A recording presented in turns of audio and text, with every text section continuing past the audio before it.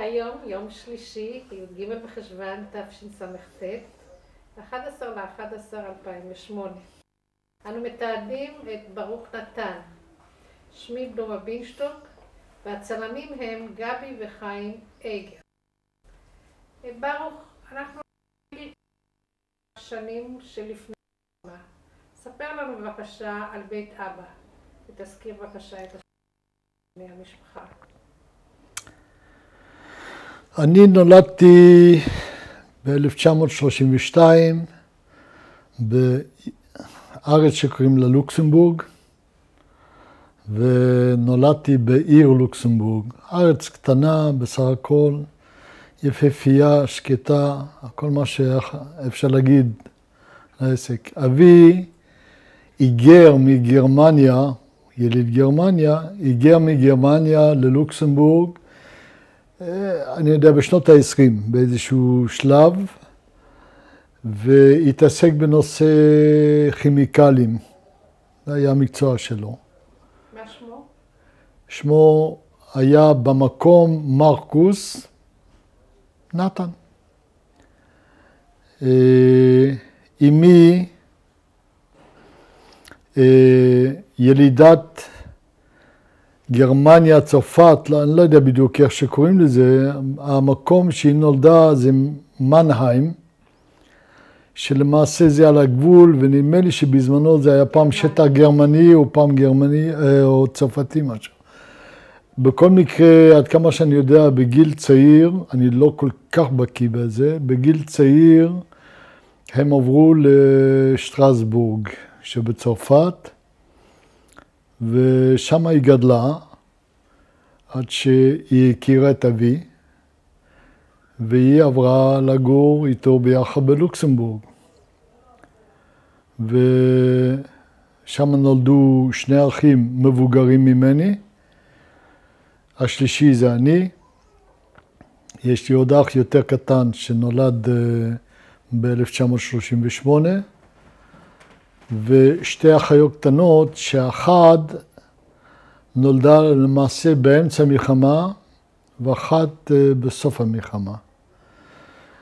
תאמר לנו בבקשה את שמותיהם של האחים שלך. אחי הגדול שמו היה אנדרי אוזל.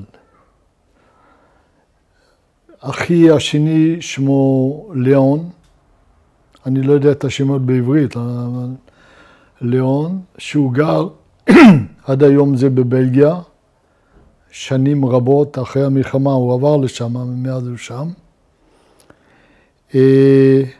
אנוכי, שאני כאן בארץ מאז 1900, מינואר 49, למעשה, איך אומרים, את הדרך התחלתי ב-48, בסוף 48 כמובן, ואחריי אחי היותר צעיר, ששמו ז'יל או יואל היום, שכיום, אחרי שהוא נכנס לפנסיה, הוא הגיע ארצה, נזכר לעלות ארצה.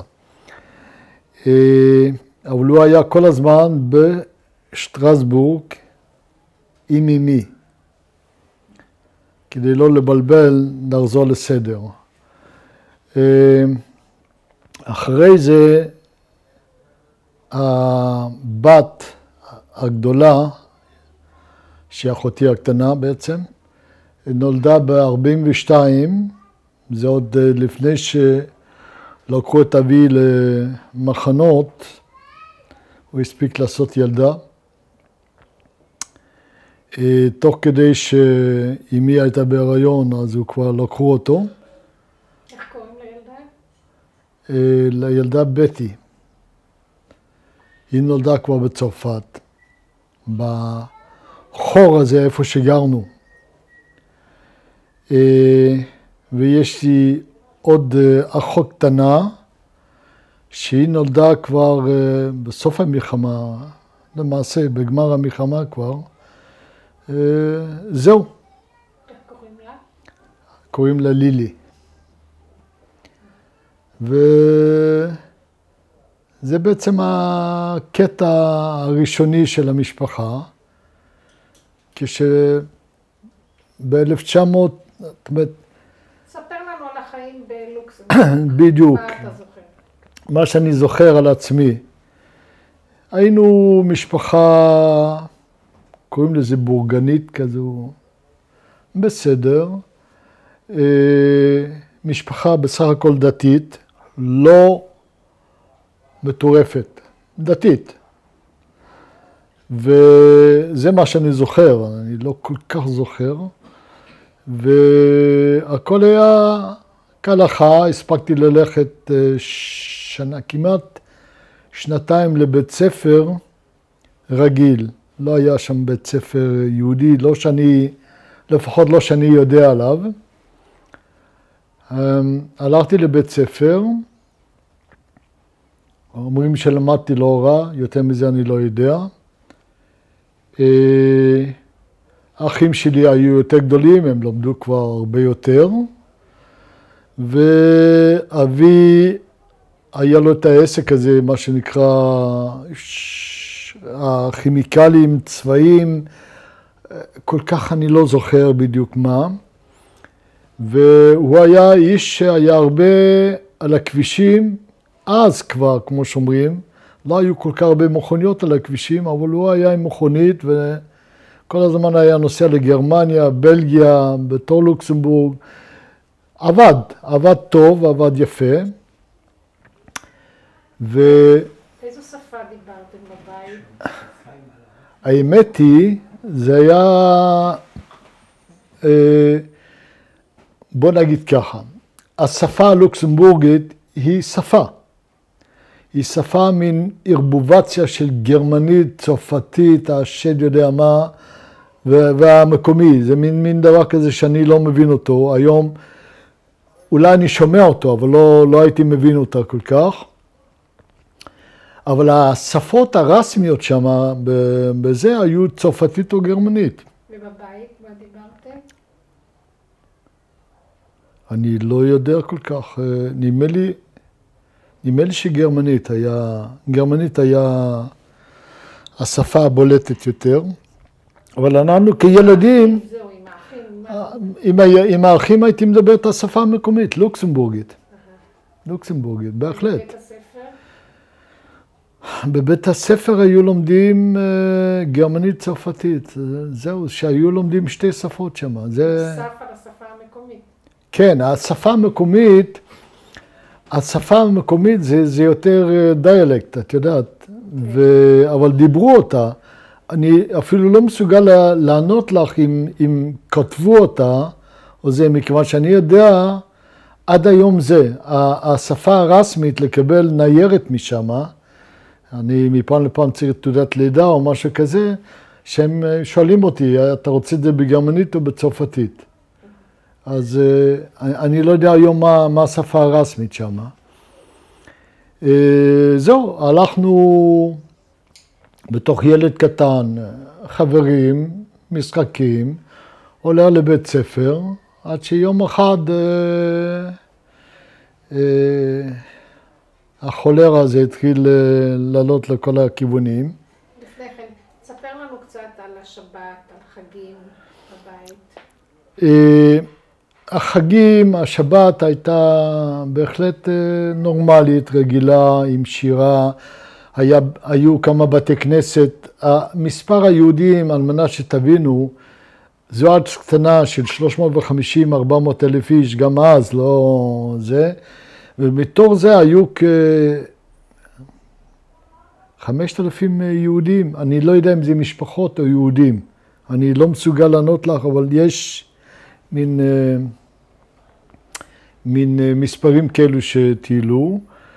היהודים רוב רובם היו כמובן מארצות כמו גרמניה, צרפת, היו גם כמה כאלו שהיו כבר דורות שם. אבל זה, היה בית כנסת גדול שהוא היה במרחק קצת יותר רחוק, איזה 3-4 קילומטר מאיתנו, אבל היו בתי כנסת קטנים.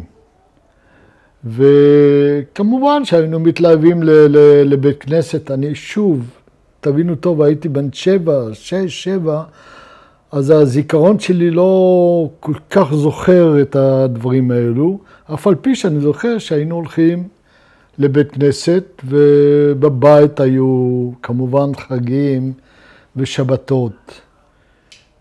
אבא עבד בשבת? לא. לא, אבא היה דתי. אני חושב שהוא נהיה דתי יותר בגלל אמא, אני חושב ככה, מכיוון אני לא יודע כל כך את ההיסטוריה של אבא, אף על פי שביקרנו כמה פעמים, ביקרתי לפחות פעם אחת בגרמניה, אבל זה לקראת כבר אני זיכרון לא טוב שהגסטאפו או המשתפי פעולה במקום באו כבר ועשו נזק בזמן שהייתי בחופש שם כביכול. אז כך הרבה זיכרונות שם אין לי מהמקום. איפה בגרמניה? בגרמניה. במנהיים? לא, אבי לא בא ממנהיים. אבי בא מאיזה אזור של מרבורג.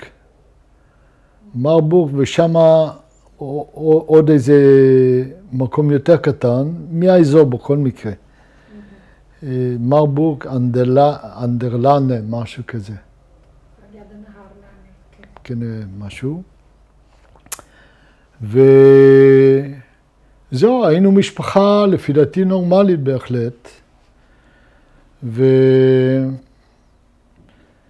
וכשננסו הכוחות הגרמנים הראשונים, בין המקבלים היה גם אני. במרכז ננסו בשמאל ימין, עם כל התותחים והסוסים והשדדה, מה שהיה אז, וכמובן ילדים, צבא,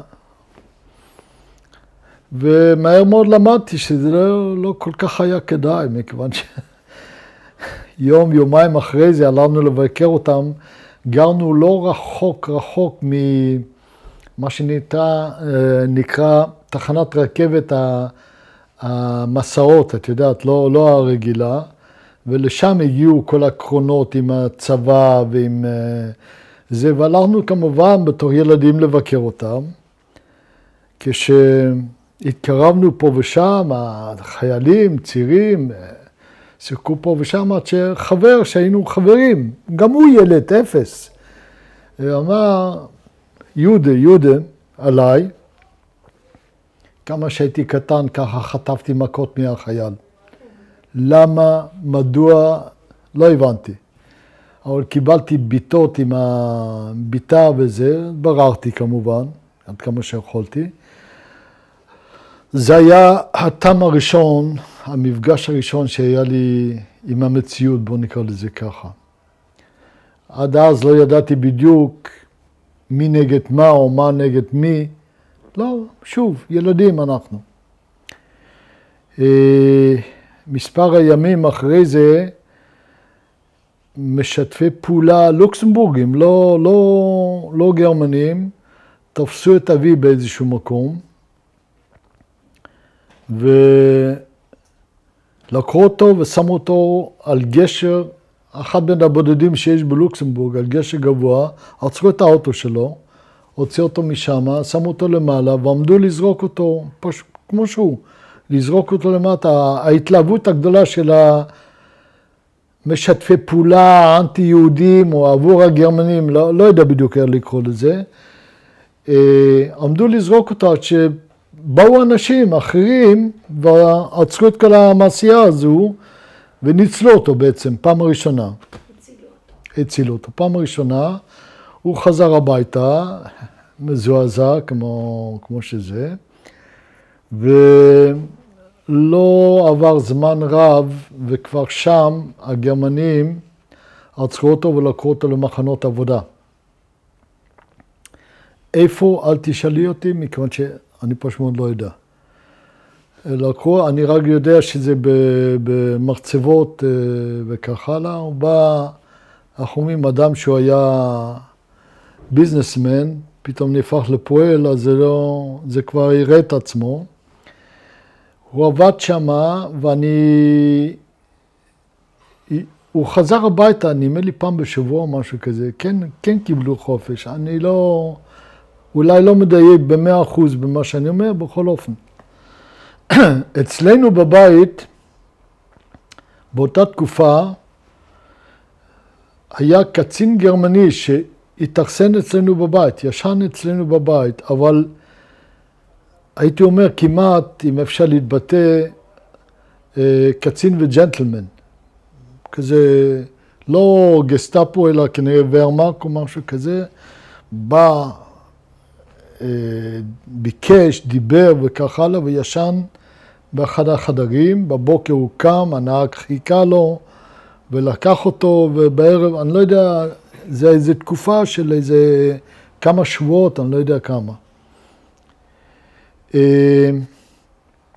בינתיים אנחנו המשכנו ללכת לבית ספר. האחים הגדולים, אני וזה, ושם בבית ספר כבר מצאו לנכון גם להרביץ לי גם שם. החברים הכי טובים שהיו פעם, והמורים היו כאלו וכאלו, כאלו שהתנגדו וכאלו שזה. בסופו של דבר עזבתי את הבית ספר, ואני לא יודע את הנסיבות, נדמה לי שהפסיקו אותנו ללמוד פשוט מאוד. פשוט אמרו עד כאן. היו עוד גזירות על היהודים? כמו טלאי צהוב? הטלאי הצהוב אלינו לא הגיע, מכיוון שאנחנו הסתלקנו כנראה לפני זה.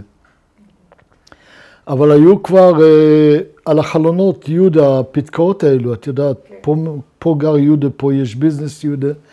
זה הגיע אלינו כן, לתקופה קצרה, זאת אומרת, לפני שהסתלקנו.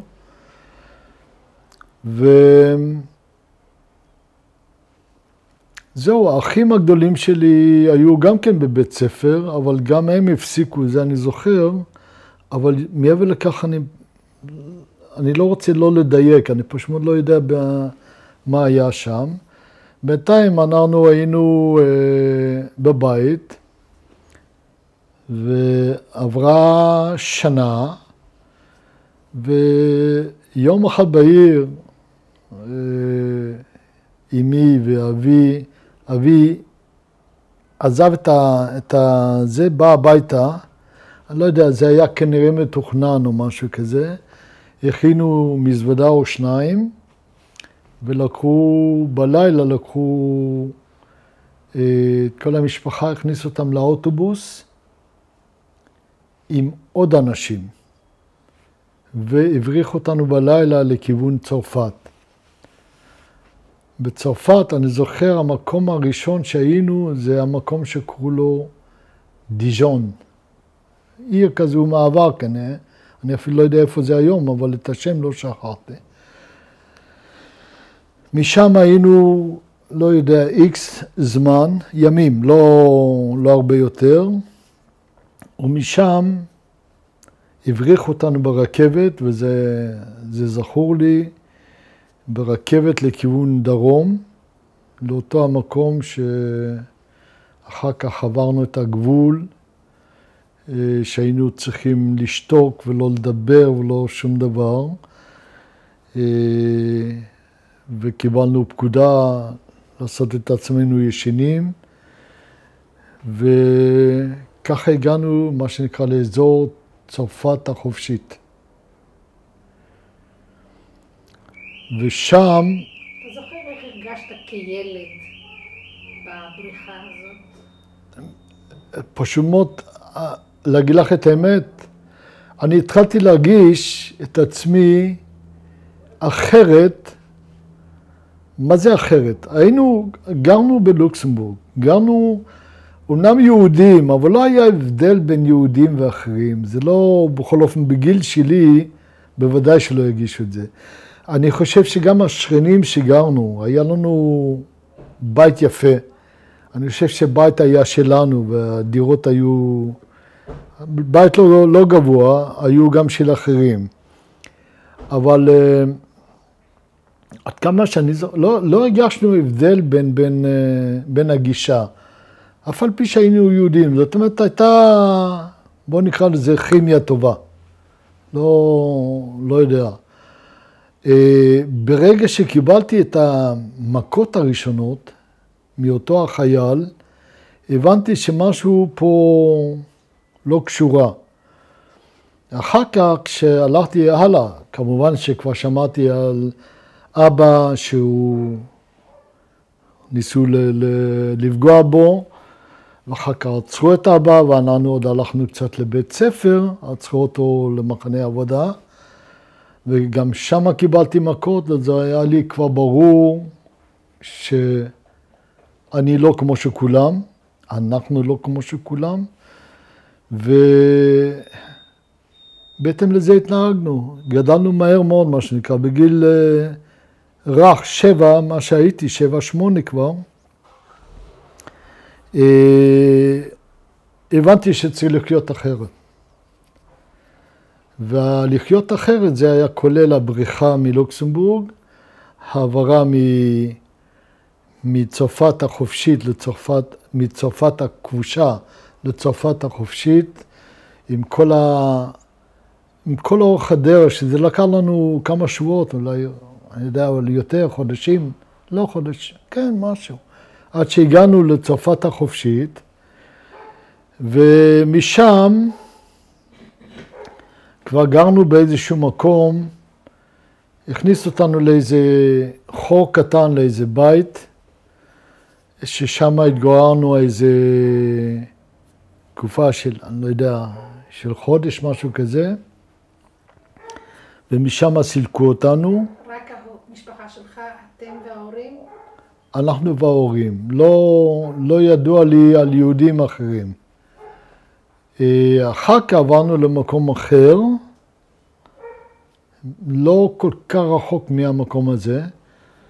אנחנו נחשבנו, שתביני טוב, נחשבנו בצרפת החופשית לגרמנים. צריך להבין את העסק הזה. לוקסמבורגים, גרמנים, הם לא אהבו אותנו. לא אהבו אותנו, לא... הם ידעו שאתם יהודים? זהו, בכפרים הקטנים האלו, מי שידע הכי הרבה על יהודים, זה היה הכומר. כל היתר אנשים, איך אומרים, עיקריים, לא אולי המורה ידע וזה, לא שהיו, איך נקרא לזה, לא היו אנשים מטומטמים, הם היו נאיבים, זה... הקהילה עדיין גרה מסביב, מה שנקרא, לכומר, למורה בדרך. הוא היה הדמות הבולטת, כמובן לראש הכפר, לראש האזור. זה היה העסק. אחר כך נודע לי, זאת אומרת, כשעברנו כבר לכפר האחר, איפה שהיו שם 3 בתים. זה היה כפר עם 3 בתים. אותו הנואי הזה שאני מזכיר אותו, ואנחנו היינו המשפחה הרביעית, והכניס אותנו לעורבה, שהפכנו אותה לבית מגורים, בוא נקרא לזה ככה. בית מגורים שהיה בית מגורים שלנו קרוב ל4 שנים. בעצם 4 שנים יותר אפילו. שאיך אומרים, השכן האחד היה הסוס, אני לא יכול לשכוח את זה, עם הקיר, עם החריץ שלו, הקיר שאנחנו גרנו, החריץ שהיה ברוחב הזה, שהסוס, איך אומרים, לא רק הסירחון, אלא גם כשהוא בעט, אז ידענו עם מי שיש לנו עסק. מלפנינו היה דיר חזירים, ומשמאלנו היו הפרות. ואנחנו התגוררנו באמצע,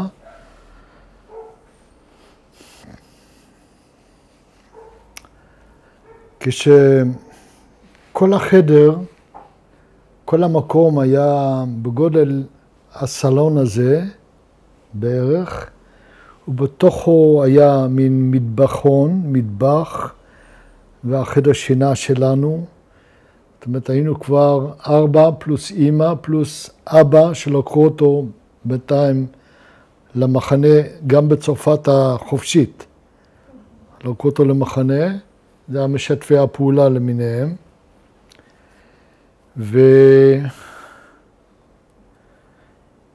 ומשם, נזכר במקום. האם הצלחתם לקחת איתכם לכם איזשהו רכוש, משהו, כשברחתם מלוקסמבורג? 2 מזוודות, זהו. כן, ממה התפרנסתם, ממה חייתם במשך 4 שנים האלה? תכף זה יבוא. בצרפת החופשית, אני לא יודע איך, אבל נדמה לי נתנו למשפחה מרובת ילדים, ואנחנו נחשבנו למשפחה מרובת ילדים, לרפיג'יז, מה שנקרא, נתנו תמיכה. לפליטים. נתנו תמיכה. אף על פי שלא היינו צרפתים, זה משהו לא כל כך ברור לי בעצם, לא הבנתי בדיוק מה קורה. קיבלנו איזושהי תמיכה של זה. אבל זו הייתה תמיכה, איך אומרים, לקנות לחם. אני, לא לשכוח, הלכנו לבית ספר בצרפת.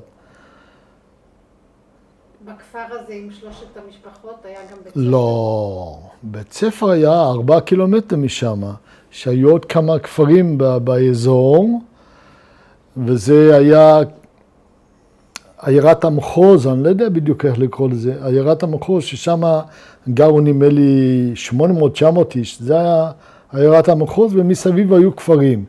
כל הכפרים היו מפוזרים ב3, 4, 5 קילומטר, ויום יום עלינו ברגל, הלוך וחזור, כשהלכנו לבית ספר. האחים הגדולים שלי הלכו פחות לבית ספר, מכיוון שהם כבר עזרו לנושא, לפרנסת הבית, פה נקרא לזה ככה, עבדו אצל העיקר הזה, אצל העיקר ההוא, עצים, פרות, אני יודע, מה שיוצא לעשות. אני עוד איכשהו הלכתי בהתחלה לבית ספר, כשחזרתי מהבית ספר גם אני עבדתי, להוציא תפוחי אדמה, מתי שהייתה עונה, אני לא זוכר להוציא מהעצים תפוחים, ללכת עם פרות למרעה, זה אני זוכר הרבה, וכו', וככה קיבלנו גם אוכל. זה בעצם היה האוכל העיקרי. העיקרים במקומות האלו היו עדיין אופים את הלחם לבד. היה להם מכיוון שהם בעצמם, את החיטה וכל הדברים, הם עשו את זה בעצמם. וככה היה והם נתנו לנו שיהיה לנו מה לאכול. עכשיו, אנחנו היינו משפחה דתית. אז אמי השתדלה לשמור כל הזמן על הנושא הכשרות, גם בחור הנידח הזה, שלא היה מה לאכול, אז אכלו ירקות, אכלו דברים כאלו, וזה בסדר, רק בשר זה היה דבר לא מוכר. אני הלכתי לבית ספר, כמו שאמרנו, כל יום את הקילומטרים האלו. הבית ספר התנהל כבית ספר, כשהיו שם 2 מורים. היו 2 כיתות גדולות, אני לא זוכר, אני פשוט לא זוכר אם היו עוד כיתות. נדמה לי שכן, בעוד איזה כיתות, אבל אני זוכר את החצר למטה, ואנחנו היינו בכיתה 1, ועוד כיתה שנייה של 30. ולמדנו מה שלמדנו, והיינו באים רגיל הביתה, עד שאמרו המורה שלי דווקא, הוא היה קצין בצבא צרפת לשעבר, ומסתבר שהוא ניהל בעצם את הקן של הפרטיזנים באזור. כמובן שאנחנו לא ידענו בהתחלה. המורה השני היה בדיוק ההפך, הוא היה מלשין, הוא היה עבד עם הזה. עכשיו, היה עד כדי כך, ואז גיליתי שיש שם עוד בחור יהודי אחד, והיה עוד פליט אחד, לא יהודי, מהצפון, שגם הם ברחו מהגרמנים. והמורה הזה, וזה שוב, אולי בזכותו אני פה, הוא